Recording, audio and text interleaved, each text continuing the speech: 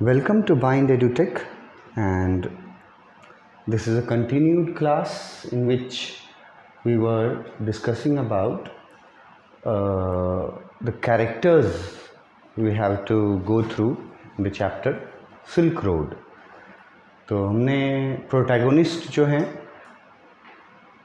मतलब central character वो हमारे ऑथर हैं निक मिडल्टन, नरेटर हैं, प्रोटैगोनिस्ट हैं। उसके बाद एक फीमेल कैरेक्टर का नाम आया था, that character is not so important, क्योंकि ये एक जगह जिक्र आया है, मैंने आपको बताया, उसका प्रोनंसिएशन भी मैंने आपको बताया। उसके बाद बहुत इम्पॉर्टेंट कैरेक्टर में मैंने आपको पिछले क्लास में बताया था, वो ड्राइवर, हम उसको ड्राइवर ही बोल सकते हैं, सेतन, एक्सपर्ट ड्राइवर, जिसका प्रोफेशन ही था लोगों को ले जाना, जिस जगह पे लोग ट्रैवल करना चाहते हैं, जहाँ तक रोड से जाया जा सकता है वहाँ तक लोगों को ले जाना, यही प्रोफेशन था उसका, और वो बहुत एक्सपर्ट था। तो सेतन को ही हायर किया हमारे नरेटर ने, निक मिडल्टन ने। कहाँ से कहाँ जाने के लिए, ये इम्पॉर्टेंट याद रखना, रावू नाम के जगह से दारचेन नाम के जगह तक। अब रावू भी याद रखना होगा, रावू के बारे में भी और दारचेन के बारे में भी। रावू लासा में है, लासा जो जगह है रावू वहाँ है, तो वहाँ से दारचेन, वहाँ से दारचेन। अब दारचेन क्या है? दारचेन वो जगह है जहाँ से पैदल यात्रा शुरू होता है, वो जगह है दारचेन। वहीं पर आकर के सारे पिलग्रिम्स, वहीं पर आकर के सभी तीर्थयात्री जमा होते हैं दारचेन नाम के जगह पे, right in the front of mount Kailash. और तब वो परिक्रमा करते हैं, दारचेन से शुरू होता है परिक्रमा, और वो बाई फुट होता है परिक्रमा। मैंने उसका लेंथ बताया है 52 किलोमीटर्स, मैंने उसका एक एस्टिमेट टाइमिंग भी बताया है, ठीक है। 3 days लग जाता है एक सर्कल करने में। उस होली माउंटेन का, जो एक पवित्र पर्वत है, 4 धर्म मैंने आपको बताए थे, और क्लॉकवाइज और एंटी क्लॉकवाइज भी मैंने आपको बताया था, कौन कौन कैसे कैसे फॉलो करता है, वहाँ कैसे कैसे परिक्रमा करता है, 2 क्लॉकवाइज और 2 एंटी क्लॉकवाइज, अपने अपने बिलीफ्स के अनुसार। तो जो रास्ता है रावू से लेकर के दारचेन तक, अब ये कॉमन सेंस की बात है कि पहाड़ है, माउंटेन रेंजेस हैं, तो रास्ता आसान तो नहीं होगा, मतलब कंडीशन अच्छा तो नहीं होगा, वर्स्ट कंडीशन में रहता है। तो वो रग्ड वर्ड एक जगह यूज़ किया और एक जगह रफ वर्ड यूज़ किया कि रग्ड रोड्स में और रफ रोड्स में चलाने का एक्सपीरियंस, एक्सपर्ट था सेतन, इसीलिए उसको हायर किया था हमारे नरेटर निक मिडल्टन ने।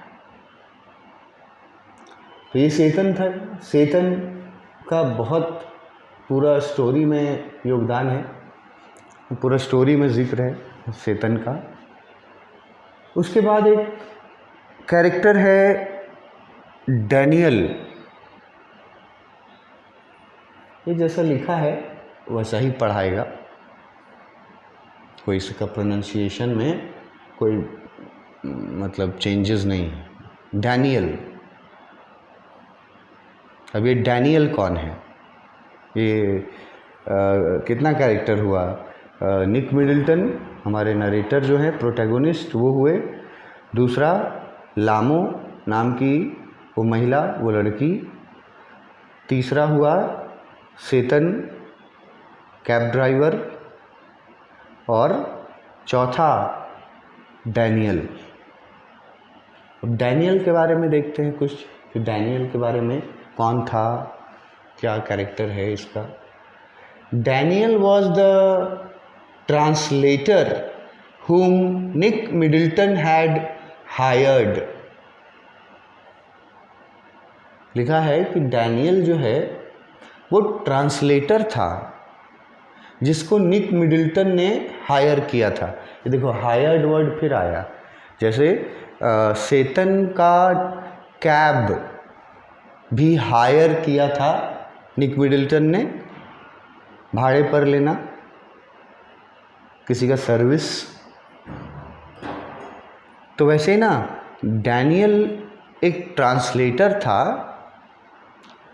तो उसको भी उसका सर्विस भी लिया था, पेड सर्विस लिया था निक मिडल्टन ने, क्योंकि वो एक ट्रांसलेटर था और निक मिडल्टन की भाषा भी समझता था, और जो लोकल लैंग्वेजेस, जो लोकल जिनको डायलेक्ट्स बोलते हैं हम लोग, मोटा मोटी लैंग्वेजेस समझो, तो जो लोकल भाषाएं होती हैं ना, तो वो तो नहीं समझ में आता हमारे नरेटर को। हमारा नरेटर तिब्बतन तो है नहीं, और नरेटर की बातें वहाँ के लोकल लोगों को नहीं समझ में आती, तो इसलिए एक प्रॉपर लिखा है कि ट्रांसलेटर के रूप में हायर किया था डैनियल को। तो ट्रांसलेटर क्या हेल्प करता है? कम्युनिकेशन में हेल्प करता है। यहाँ लिखा है he help the narrator to communicate with the local Tibetans. पूछ देगा कि डैनियल ने कैसे हेल्प किया था नरेटर को, तो क्या जवाब दोगे? डैनियल ने नरेटर को हेल्प किया कम्युनिकेट करने में लोकल तिब्बतन्स से। अब ये क्वेश्चन ज़रा किसी और क्लासमेट से या कोई और जो पढ़ा है ये चैप्टर उससे पूछ के देखना एक बार कि डैनियल ने कैसे मदद किया था। तो वो कम्युनिकेशन में मदद करता था, उसको हायर किया गया था, ऐसा लिखा हुआ है हमारे नरेटर के द्वारा। He accompanied the narrator up to the town of Hor. ये जो डैनियल था ना, ये मतलब दारचेन तक जो डेस्टिनेशन था वहाँ तक नहीं गया था नरेटर के साथ, बल्कि वो नरेटर के साथ, ये अकम्पनीड वर्ड देख रहे हो, तो बहुत कॉमन वर्ड है, लेकिन थोड़ा सा हिंदी बैकग्राउंड वाले लोगों के लिए शायद मुश्किल वर्ड लगे। अकम्पनीड मतलब होता है साथ देना, साथ रहना। तो ये डैनियल जो ट्रांसलेटर है वो नरेटर के साथ रहा था, दारचीन तक नहीं बल्कि एक होर नाम के जगह तक। मतलब राहु से रावू नाम का जगह से जाना था दारचेन, फिर वहाँ से पैदल। तो रावू से दारचेन जाने के क्रम में एक जगह होर, ये जो जगह है ना, अब देखो तिब्बतन नेम है, फिर वही है कि इसको थोड़ा प्रोनाउंस करना और थोड़ा याद रखना है तो कठिन नहीं, मतलब आसान नहीं है, पर मेहनत का काम ज़रूर है। होर नाम के शहर तक ही साथ गया था डैनियल। ये बात आपको टेक्स्ट बुक पे भी मिलेगा। और ये जो शहर है ना, नाम होर जो शहर है, इस शहर तक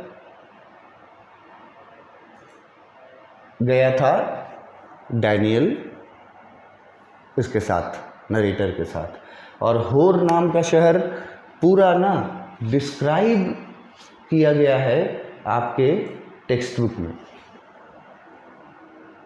डिस्क्राइब किया गया है टेक्स्ट बुक में होर नाम का शहर। तो डिस्क्रिप्शन देखना, पढ़ना टेक्स्ट बुक में। There he parted from him, मतलब डैनियल जो है वो अलग हो गया नरेटर से, जिसके लिए पार्टेड वर्ड लिखा, पार्टेड फ्रॉम हिम, वहाँ से वो अलग हो गया। क्यों अलग हुआ, इसका रीज़न यहाँ थोड़ा ये मैं ब्लैक में, यहाँ थोड़ा डार्क में दिए हैं कि क्यों वो अलग हो गया वहाँ होर से, होर नाम के शहर तक गया। As he was to go to Lhasa, क्योंकि उसको लासा जाना था, इसीलिए वो वहाँ से होर शहर से फिर वो मतलब अलग हो जाता है, अलविदा कर देता है नरेटर को, क्योंकि उसको लासा जाना था। और टेक्स्ट बुक में ये भी बात मिलेगा कि सौभाग्य से वो डैनियल जो था ना ट्रांसलेटर, उसको ना एक ट्रक वाला मिल गया सौभाग्य से, मतलब फॉर्चुनेटली वर्ड क्लियर लिखा है, सौभाग्य से डैनियल जिसको लासा जाना था उसको एक ट्रक वाला मिल गया, और वो ट्रक वाला भी लासा ही जा रहा था। तो उसी ट्रक में डैनियल जो है वो लासा तक गया, चला गया वो वहाँ से, होर से। डैनियल का ये कैरेक्टर है Daniel, translator hired by the protagonist as he can help to communicate with the local people, native people। वो हेल्प करता था कम्युनिकेशन में, उसका भाषा, वो क्या बोल रहा है वो इसको समझाता था, ये क्या बोलना चाहता है वो उसको समझाता था। लेकिन वो कहाँ तक गया, सिर्फ होर तक गया।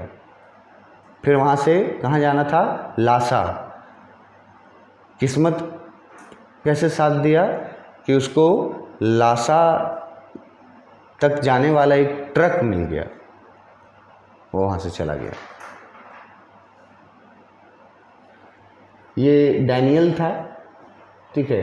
डैनियल का भी कोई बड़ा रोल नहीं है, जैसे मैंने कहा उस फीमेल कैरेक्टर के बारे में, लामो के बारे में, कि ज़्यादा उसका रोल है नहीं। तो ये डैनियल भी जो है ना, ये ज़्यादा इसका रोल कुछ है नहीं, बस रावू नाम के जगह से वो अकम्पनीड करेगा, साथ में जाएगा किसके, नरेटर के। किस चीज़ में, कैब में। कौन है कैब ड्राइवर, सेतन। तो वहाँ से रावू से वो जाता है सिर्फ वहाँ तक, कम्युनिकेशन में कुछ हेल्प करता है और बहुत बड़ा योगदान नहीं है इसके अलावा डैनियल का। उसके बाद लास्ट कैरेक्टर नॉर्बू। ये भी जैसा लिखा है ना एकदम वैसा ही पढ़ेंगे, नॉर्बू। वो नॉर्बू कौन है? The author met Norbu at Darchen. अब ये जो रावू से जो यात्रा था दार्चेन तक का, उस यात्रा को जब पूरा कर लिया तो दार्चेन पहुंचने के बाद नरेटर को, निक मिडल्टन को का मुलाकात नॉर्बू नाम के व्यक्ति से हुआ था। तो पहला पॉइंट यही याद रखना है कि नॉर्बू से मुलाकात हुआ कहाँ, दार्चेन में। दार्चेन कौन सी जगह, जहाँ से पैदल यात्रा शुरू होती है, और दार्चेन तक के लिए ही वो टैक्सी हायर किया था, एक एक्सपर्ट ड्राइवर सेतन, दार्चेन तक के लिए ही। तो दार्चेन में मिलता है ये Norbu. He was a Tibetan, Norbu भी तिब्बतन था, who worked at Beijing at the Chinese Academy of Social Sciences. Chinese Academy of Social Sciences, ये एक एकेडमी का नाम हो गया। ये थोड़ा सा इसका कलर चेंज अगर हम कर दें तो इसको समझना कि ये जो नाम है, देखो, Chinese academy of social sciences, ये एक एकेडमी हुआ। एकेडमी मतलब एक संस्था हुआ। वो संस्था था कहाँ? वो संस्था था कहाँ? तो देखो यहाँ पे जगह का नाम लिखा हुआ है, इसको भी अगर मैं कर दूं कलर, तो बीजिंग। और बीजिंग जानते हो कौन सा जगह है? बहुत कोई जानता होगा, थोड़ा भी जो पढ़ा होगा वो जानता होगा। बीजिंग चाइना का कैपिटल है, चाइना की राजधानी है बीजिंग।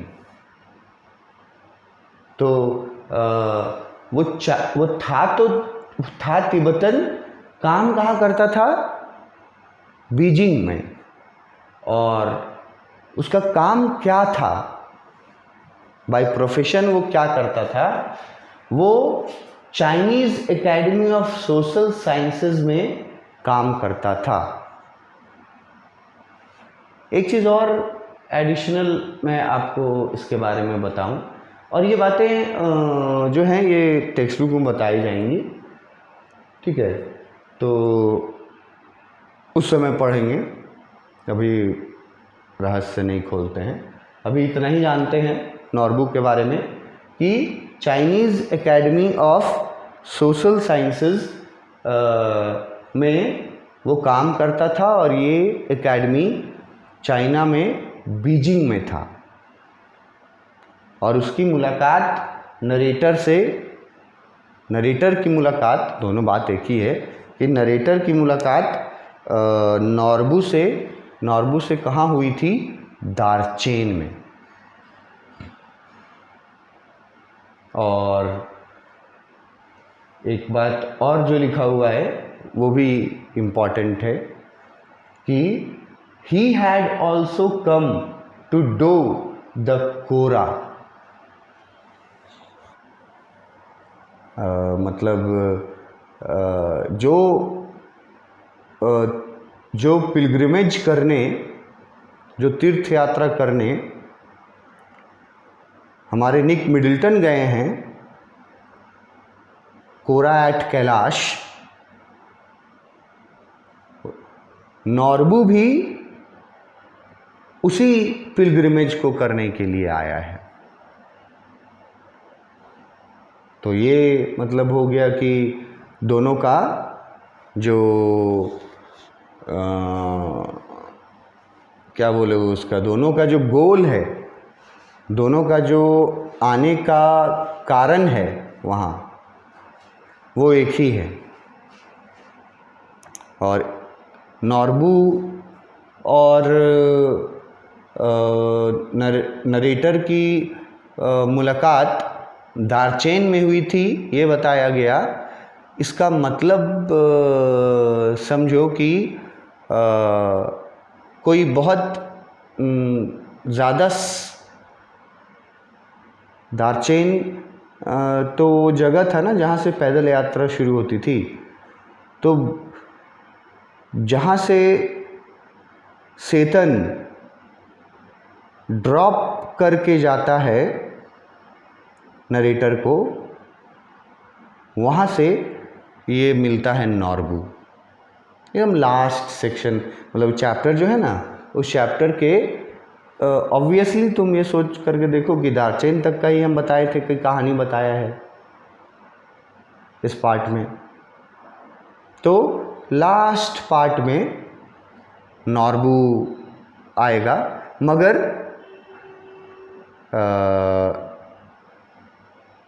इम्पॉर्टेंट कैरेक्टर है, इंटरेस्टिंग कैरेक्टर है, ठीक है, यूनिक कैरेक्टर है। और क्या होता है इन दोनों के बीच, कहाँ ये लोग मिलते हैं, नॉर्बू और हमारे नरेटर जो हैं, वो उनकी मुलाकात कहाँ होती है, ये सब तुमको टेक्स्ट बुक में पढ़ने को मिलेगा एकदम।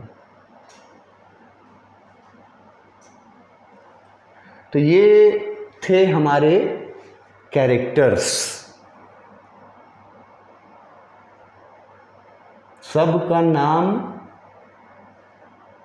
ज़बान पे होना चाहिए आपके, स्पेलिंग, प्रोनंसिएशन, और वो उस कैरेक्टर का जानकारी कि वो कौन है।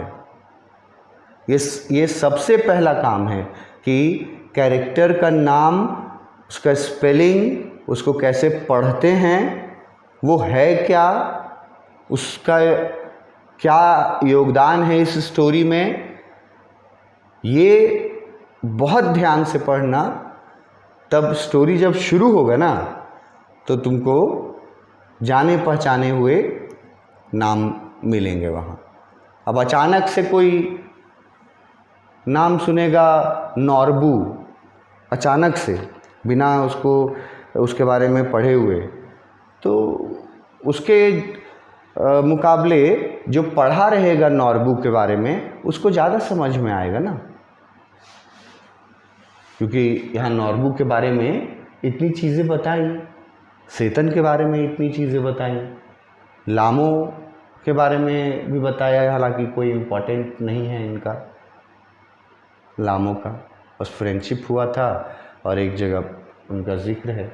सेतन वेरी इम्पॉर्टेंट, बिकॉज ही पूरा जो हम लोग को ये जो स्टोरी पढ़ना है, उसमें शुरू से लेकर के रावू नाम के जगह से लेकर के और दार्चेन जहाँ तक जाना है, तो सेतन ही गाड़ी चलाता है, वो ही ले जाता है, ये उसका प्रोफेशन था। तो ऑब्वियसली है कि नरेटर के साथ साथ सेतन का भी जिक्र हमेशा आएगा। तो ये कैरेक्टर्स हैं, कैरेक्टर्स को पढ़ना, समझना, और उनको फिर मैंने कहा ना कि मुंह पे याद रखना, एकदम ऐसा कि ज़बान पे हो, ऐसे जैसे आपसे कोई नाम पूछता है आपका, तो सोचने नहीं ना लगते हैं कि क्या नाम था मेरा भाई, नहीं ना सोचते हो, तुरंत नाम देते हो, बताते हो। तो वैसे ही अगर कोई पूछे कि कैरेक्टर्स के बारे में, तो नाम और उनके बारे में जो जानकारी है ना वो मुंह पे होनी चाहिए, जैसे तुमको अपना नाम और एड्रेस याद रहता है वैसे, तब चैप्टर पढ़ने में मज़ा आएगा तुमको। आगे नेक्स्ट क्लास में करते हैं। Thank you.